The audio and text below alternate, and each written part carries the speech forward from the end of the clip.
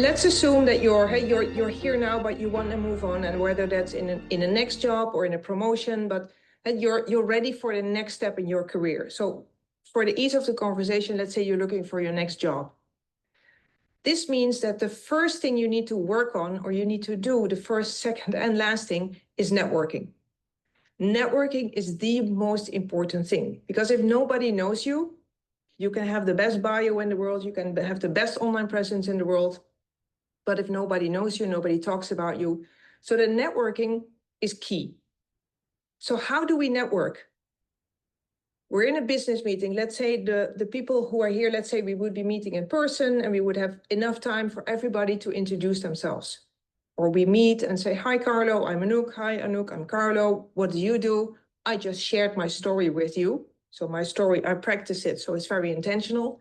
So, hey, Carlo, who are you, or what are you doing here?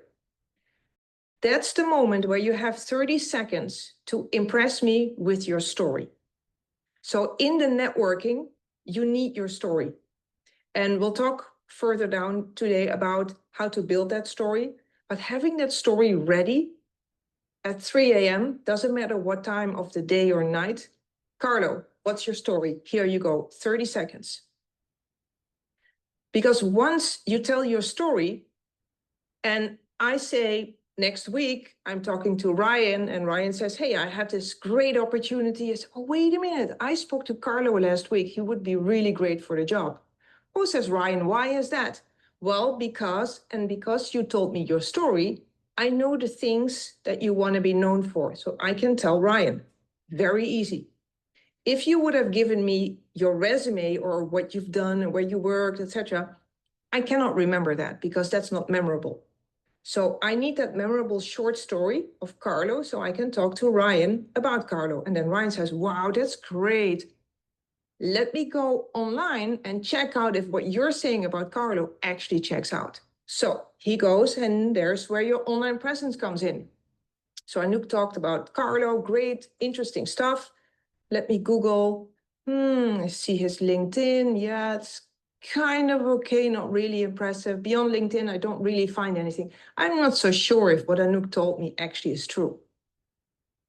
Shoot. Or Ryan goes online and he says, okay, let me look up Carlo. Oh, wow, it's great. Carlo has been speaking there. He was on a panel. He has thought leadership con. This is what he thinks. Wow, what a great guy. And his LinkedIn, it's all up to date and up to speed. I'm interested. I'm going to connect with him and ask him to send me his bio, his resume, whatever it is that we need. So then, Carlo, you send him your bio, your resume. That again has a part of your story. Also, your online presence needs to have your story and content, etc.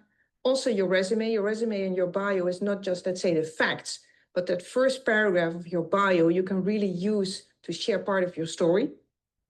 And then Ryan says, wow, this is really great. And he's going to send you an email saying, hey, Carlo, I really would like to meet. And you set up that interview or that meeting where, again, you need your story.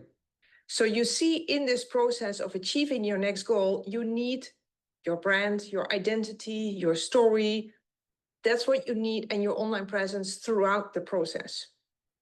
Again, networking is the most important part. But you need to know how to network, and you need to be ready, let's say, with your materials, if you like, or the background when you start networking.